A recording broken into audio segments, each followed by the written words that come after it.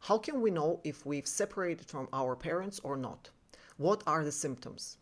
My favorite one is judging as a substitute for thinking. Why? Let's figure out what is judging. When you are little, you are unable to think for yourself yet. So someone has to do all the thinking for you. It can be your mother or whoever is taking care of you at that time. When you, for example, as a toddler, sit in the sand and you grab some sand and pull it towards your face trying to eat it, your mother comes in and she says, no, no, no, no. She shows you food and she says, this is good, this is yes, this is bad, this is no. Food is good, sand is evil. That kind of training is done to you when you're a child to prevent you damaging yourself until that point when you finally develop your ability to think for yourself. So in that period when you are already pretty active, but you're still unable to think, you need judging or this ability to quickly classify objects or people or circumstances into good and bad, right and wrong, good and evil, because that is something that will ensure your survival at that period of your life. But if, as an adult, you are still thinking in categories of black and white, right and wrong, good and evil, then that's an absolutely clear symptom that shows you are still living in that same bubble. You are not separated from your parents yet. You haven't developed an ability to think. It seems to you as if you're thinking, because if you are 5 years old and you are trying to figure out, you broke a glass, and you are afraid how your mother will react, and you're trying to predict her reaction, you're trying to predict her judgment, how she will classify this situation, this behavior, you in this situation and with this behavior. You're trying to predict, you're trying to classify all the aspects of the situation in order to predict mother's reaction. To you, if you're 5 years old, this process feels like thinking. It feels as if you're thinking. While you're not actually thinking there, you are just trying to apply a system of classification that has been handed to you by your parent. And if, as an adult, this is what you're still doing, well, then you are still operating from your reptilian mind, because that is the part that is being trained into ensuring your survival. It is the part which operates in zeros and ones. It's binary. It only can work in these categories, classify everything, break it into right or wrong, good or bad, and in that way, programming that primitive part of your brain when you're little ensures your survival at that age. But after a certain age, you already have enough power to access higher cognitive abilities and to actually power the neocortex and use full capacity of your thinking ability as of a human. That's to be able to access that ability to actually think. You have to go away from that reptilian approach. And if you haven't done that, that is the moment of initiation. That is the moment of transition from a child to an adult. And if you haven't gone through that, you will be still simply classifying everything around you, everything you interact with in life. You'll be only trying to classify into zeros and ones to predict mother's reaction to it. And it will feel to you as if you're thinking. You can write books, really long books of zeros and ones, where you only classify everything. You classify more and more and deeper and deeper and deeper. Classifications can get more and more and more complex as you grow. But they are still only classifications. There's no actual thinking there. There's no you. There's only your mother. Because in that state, when you are writing long books, which consists of zeros and ones, classified information, right and wrong, right behavior in that situation, wrong behavior in this is good people, bad people, everything that can be labeled. These are narcissists, we should stay away from them. These people are autistic, that means they are special, I'm one of them. Let's classify ourselves according to our preferences. So if that's all you do, then it's not actually you thinking. It is still your mother thinking in you, your mother thinking through you. You haven't developed an ability to think. You have developed an ability to predict what would mother say about this person, what would my mother feel about this situation. That's what's actually happening when you are thinking by using mostly capacity of your reptilian brain. And if you are living in mentality where you are searching for approval from someone, that is again same infantile behavior, where as a child you do always, whatever you do, you check, you ensure, you check for reaction. Are they gonna approve what I'm doing, or are they gonna disapprove? So if you as an adult still searching for approval from someone for your life, your behaviors, your choices, you're sharing with your partner and you want to get an approval for your wonderful idea, that means you're still interacting with your mother. There's nobody else there, it's just you and your mother still. And if you need approval, that's you in your infantile position. If you need likes of any kind, that is you as a child checking, ensuring that you're good enough to be taken care of. A desire to be liked is essential for a child because it guarantees child's survival. So a child will instinctively understand which behavior this parent would prefer more. So I do more of this to make sure they like me more, so that I'm safe, so that they'll take care of me, that I'll be fed tonight, at least. So that logic of searching for likes, approval, checking for outside feedback from the outer world onto choices and decisions that you are making. That is all you still in that infantile position, where that only person who you're interacting with is unfortunately only that one parent, whoever was programming you in that early age. So this is like the easiest way that you can determine right away if you're dealing with a person or with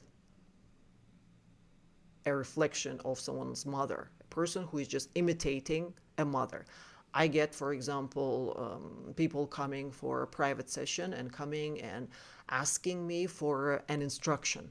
Tell me how to do right, how to be right, how to be a good boy, how to be a good girl. When on my channel, I only share information and I give you freedom to choose.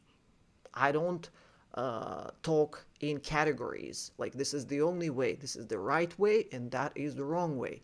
I don't train you as if you are still a toddler. I am sharing information and giving you freedom to choose. Many people come to my sessions and they say, please don't give me information. Please don't give me freedom to choose. Please just choose for me. Please choose for me. Make the decision for me and just tell me the result. Just tell me, good or bad. Is this person good for me? Is this person bad for me? In the same way, they come asking for, please do tarot for me because I want to know if this person is my soulmate, or if this is, I should stay with this person, or should I stay at this workplace. Same. They're asking me to make a decision for them. They don't want information. They don't want freedom. They don't want to choose. They want someone to adopt them and treat them as their mother treated them when they were little, where she was just telling them the end result. Sand is bad, food is good. Done. She wouldn't bother overloading a little child with everything she knows about digestion, nutrition, and microbes, and she wouldn't tell all that. She would just give them the conclusion. Sand? No. Food? Yes. And that's what a lot of people come for private sessions, to me for. They ask me for instructions, step by step. Somebody is being aggressive to me at work, for example. How should I behave? How should I react? They want me to give them like step by step, like this is what you do first. You do this, then you do this, then you say this. Then they want an instruction. They want someone to do the thinking and to just give them the clear classification of right and wrong action or behavior. There are others who come to a session and they just tell me, oh, you're amazing, your job is so good, tell me how you do it, I want to be like you. Same thing, they're like, you're a good mother, I just want to be a copy of you. Just tell me how I can become like you. Tell me what to do. I'm just gonna do it. And when I give information, like I say, there's a lot of information on my channel, just like swallow all of that and then we'll see how far you can go. They're like, no, that's a lot. Just no need. I just want to be like you. You just tell me what to do. Well, just tell me how to be you. Like in the morning, you wake up, what do you do? Just tell me how to be Irada. Tell me, step by step. I just want to be like you, especially after that money video. You're doing this astral work. That's amazing. I feel like I can do it. I will also do that. Just tell me how. I'm pretty sure I can do it. Just tell me how. Same infantile position. A child doesn't even bother to think about all the complex thinking that's behind that decision or that action or that choice. They truly believe that everything can be simplified into a black and white, 0 and 1.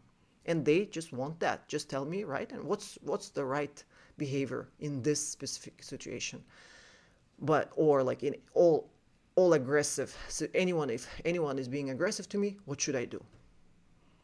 They don't want like the wholeness of that information, that there can be so many variations of who is being aggressive to you, what conditions, what you did before, what they did before, who are they.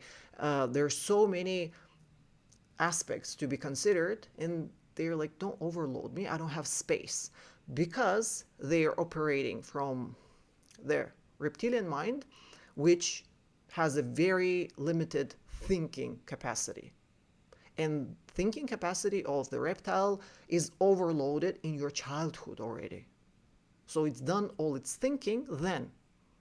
And if you're still living while trying to still run on your reptilian mind, no wonder that you're constantly overloaded. Especially if you have huge ambitions, like you want to rule the world, save everyone, you want to, protect the whole planet. Your ambitions are huge. But you want to do it all with just the power of the reptilian brain. So you're searching for some teacher who will just tell you how, like easily, very easily, tell you how to do it. And so I have another class of, another type of students who come, who say, and they show like huge list of courses that I've been to this teacher and to this teacher and to this teacher and I came, you're also amazing, teach me. And if you try to teach them, they are not learning anything. They are just trying to pick out of all the wholeness of information that I'm offering. They are only trying to search for labels and very clear instructions. Good, bad, good, bad. Their task there is how to be a better person, a good spiritual person, or a good, I don't know, mentor. Still, they're trying to be a good girl. Good and run away from bad. And these people never progress. They gather more and more and more courses, more certificates, more, and they just fill up this category of the good stuff about themselves, but actually they're still living in the mother's womb. They're not in the real world, and they don't want to go into the real world. After me, they go to find another teacher and another teacher, and they just keep going from mother to mother to mother to mother, and searching, not clearly even knowing what they're searching for. And when I tell them what they're searching for, they get very upset. You know who I'm talking to right now. So I get many of these requests. It's not unique. Not wanting to come out of this bubble because you don't even know the difference between how it feels to be thinking and how it feels to be judging.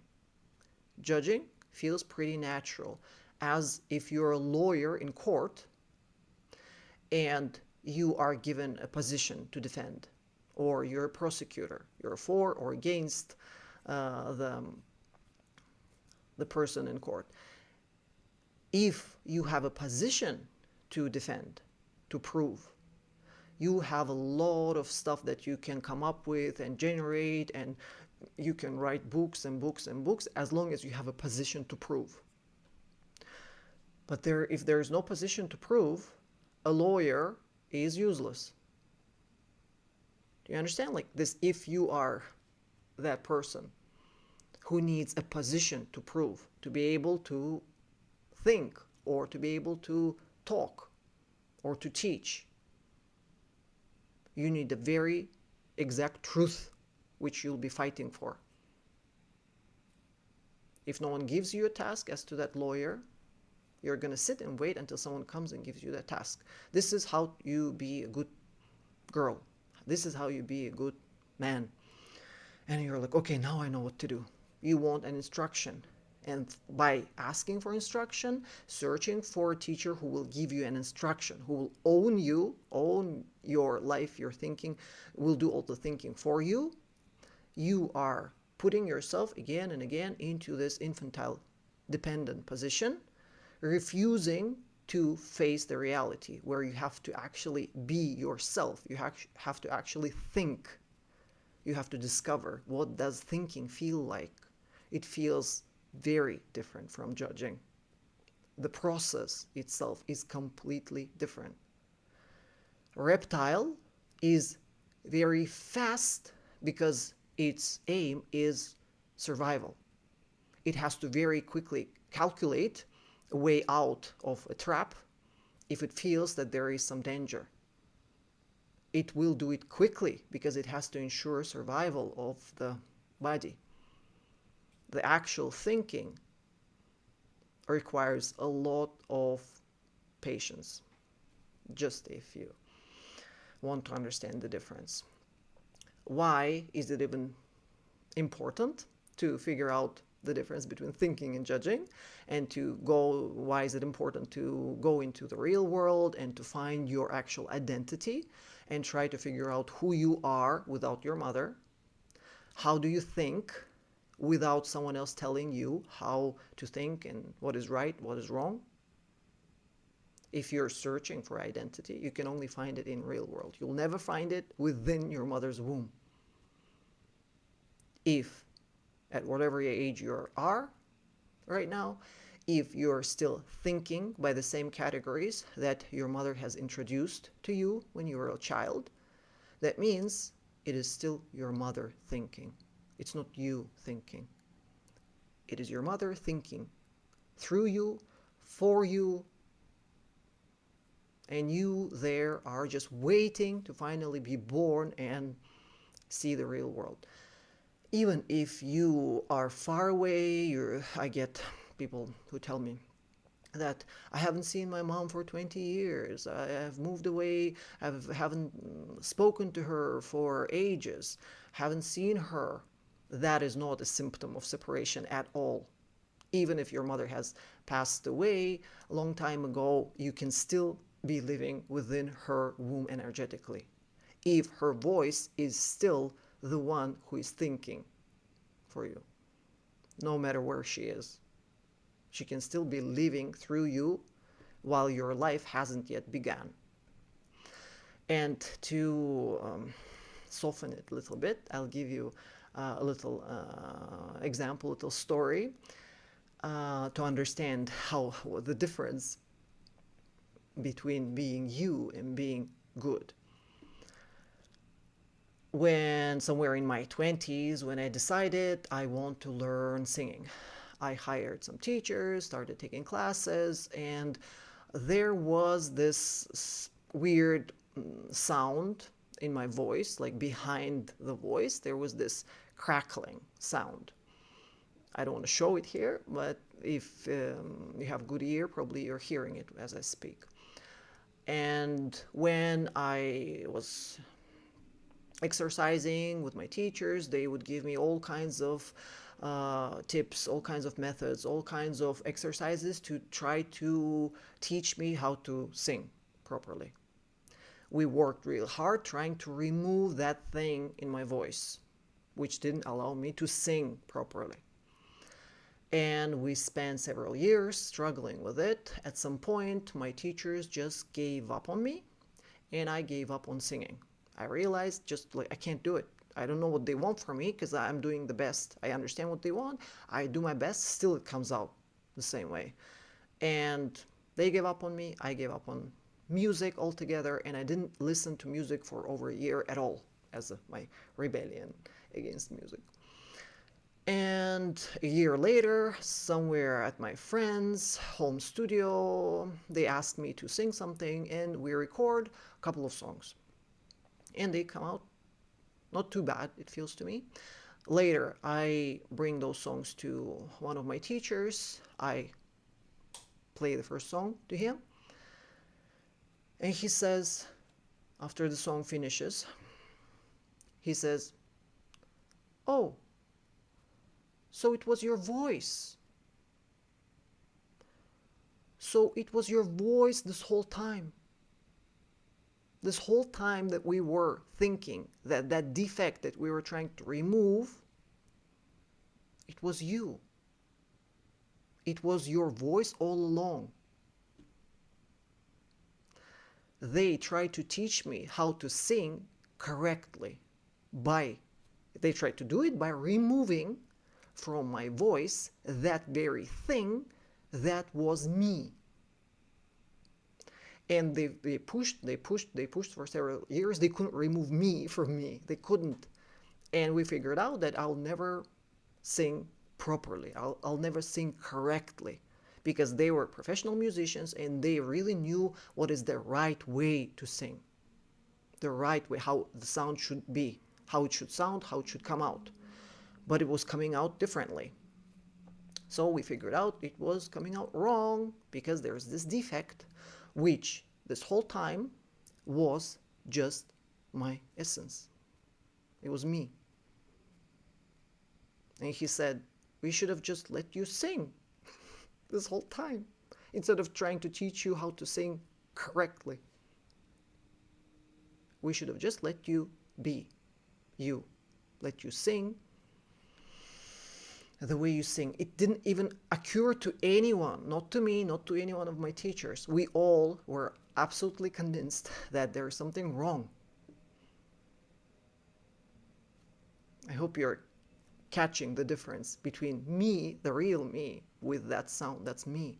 By removing me from me, we tried to make me good, correct. In the same way, you can apply the same logic to any characteristic. In my case, that was, for example, my stubbornness. As a little child, I annoyed everyone with my stubborn character, and as I was growing up, I realized that it was always in my family labeled as a bad quality, because basically it was causing a lot of stress to everyone around. And when I started thinking about all this spirituality and how to be a good person, right person, I understood that all these qualities that are bad, I should remove from myself. I should become a good person by deleting all the evil, all the bad in me. Stubbornness is one of those evil qualities, so I managed to remove it.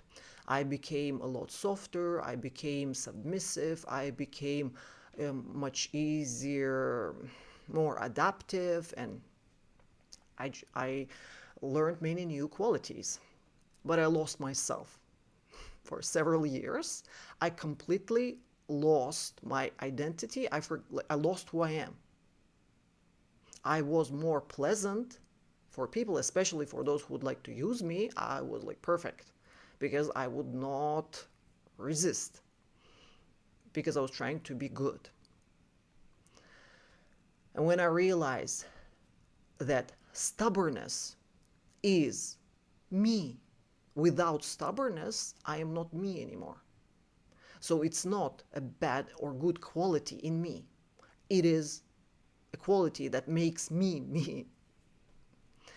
Of course, when I was a child, it was labeled as unpleasant and bad quality because it was causing a lot of stress to everyone who was taking care of me. Absolutely logical. Why would they label it bad and evil? But in the real world, stubbornness is not as evil as it is in this bubble. In the real world, it's not only my need to be stubborn, but it's also my ability to be stubborn, because it's a superpower in many cases, how I later had a chance to figure out once I learned not to judge, but to think instead. Understand the value of shifting from judging to thinking. In thinking, sand is not bad or good, it's just sand.